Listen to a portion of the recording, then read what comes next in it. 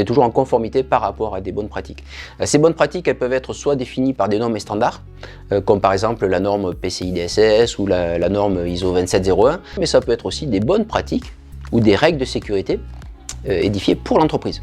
D'accord? C'est-à-dire que je ne suis pas obligé de me caler sur une norme publique, je peux très bien définir ma propre norme. Il va nous falloir qu'on mette en place une solution dans laquelle on va avoir toutes ces règles-là, qu'elles soient donc déjà énumérées, c'est bien, écrites, qu'elles soient connues, diffusées, à minima auprès de l'équipe informatique, mais c'est bien encore si les règles qui touchent les usages sont diffusées auprès des utilisateurs. Et ensuite, on va essayer de mettre en place des solutions qui vont nous permettre de mesurer la déviance par rapport à ces règles-là. Et c'est comme ça qu'on va savoir si je suis conforme, pas conforme. La première chose à faire, c'est donc analyser les risques et élaborer sa stratégie de sécurité en écrivant les règles de sécurité à mettre en œuvre par rapport aux risques qui sont identifiés dans l'entreprise. L'idéal, ça serait de rédiger une PSSI, mais une PSSI, c'est toute une bibliothèque documentaire, donc si on prend tous les chapitres, on peut avoir beaucoup de travail. Mais on peut tout simplement démarrer avec une feuille Excel, et dans cette feuille Excel, je vais écrire toutes mes règles de sécurité. Par exemple, une règle de sécurité, ça va être tous les comptes à fort privilège doivent forcément être authentifiés via une authentification forte et uniquement depuis des postes connectés sur le réseau interne de l'entreprise. Ce n'est que suite à l'écriture de ces règles que je vais décider quelles sont les solutions à déployer pour m'assurer que je suis conforme avec ces règles-là.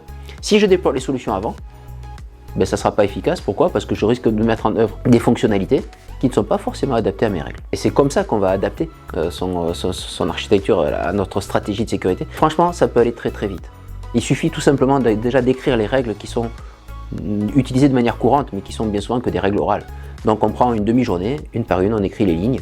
Et sur cette ligne-là, on va écrire la règle, on va donner l'impact, on va donner les contrôles qu'on va mettre en place et quel outil on va déployer. Et ça va nous permettre aussi de mesurer où on en est par rapport à l'avancement du déploiement de nos solutions de sécurité, par rapport à la stratégie que l'on a définie.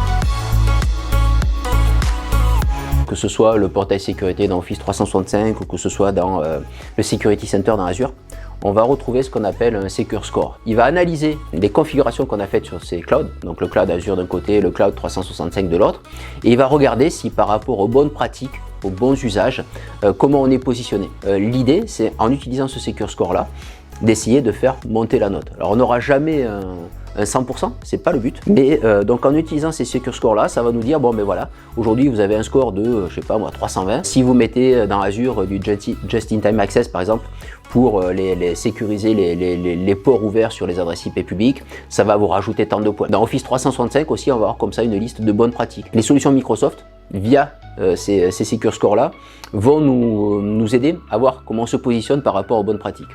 On a aussi un deuxième moyen de savoir où on en est. On va être capable d'exporter un rapport pour nous dire, par exemple, à la norme 27001, on est compliant à 90%, et que pour les 10% qui restent, voici la liste de toutes les tâches que l'on aura à faire.